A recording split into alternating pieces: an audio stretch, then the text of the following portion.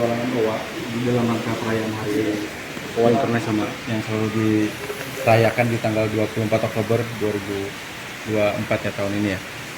Nah, untuk kegiatan ini tuh kita punya misi tidak hanya sekedar mengenalkan owa Kalimantan, tapi juga kita menyampaikan bahayanya asap dan kebakaran hutan. Karena di salah satu rangkaian kegiatan itu ada dongeng, nanti ada storytelling yang menyampaikan tentang owa yang kehilangan nyanyiannya. Jadi owanya karena dampak asap dia nggak bisa bernyanyi lagi.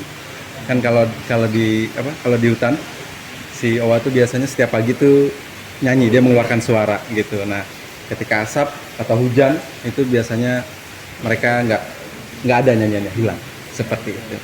Kenapa edukasinya harus pakai dongeng, kemudian ada menggambar juga? Iya, karena sasaran kita anak-anak. Jadi karena sama anak-anak TK kita ngundang 10 TK di sekolah ini di Palangkaraya. Itu kita undang terus ya karena sasarannya anak-anak, kita memilih medianya ada menggambar dan mewarnai. Maksudnya mewarnai terus mendongeng, storytelling. Nah, itu harapan kita sih lebih mudah diterima sama anak-anak ya. Sama anak-anak lebih mudah diterima dan menyenangkan sampai di anak-anaknya seperti itu. Kenapa harus anak-anak TK? Kan masih jauh kisahnya nih. Betul. Kenapa anak-anak TK? Karena kita berharapnya kesadaran itu hadir tidak hanya ke orang tua atau yang dewasa-dewasa saja, tapi juga ke anak-anak. Karena masa depan dunia ini di tangannya anak-anak gitu sih, kita percaya itu mereka pada masanya akan entah memegang jabatan tertentu, kita nggak tahu, yang di sini bisa jadi kepala dinas atau yang membuat kebijakan-kebijakan ke depannya yang bisa menjaga hutan dan kelestarian gitu sih. Mas, saat ini kondisi owa kita bagaimana Mas dari pengamatan BNN?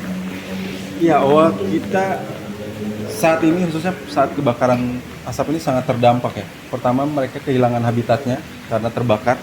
Terus kedua itu tadi asap, bahwa ternyata asap tidak hanya berdampak ke manusia, tapi juga ke mereka, yang itu mempengaruhi mereka bisa terpisah dari kelompoknya dan segala macam. Seperti itu kondisinya, sama memprihatinkannya dengan kondisi manusia saat terdampak asap. Gitu. Di pengamatannya itu ada berapa owa yang terdampak gitu di tahun ini?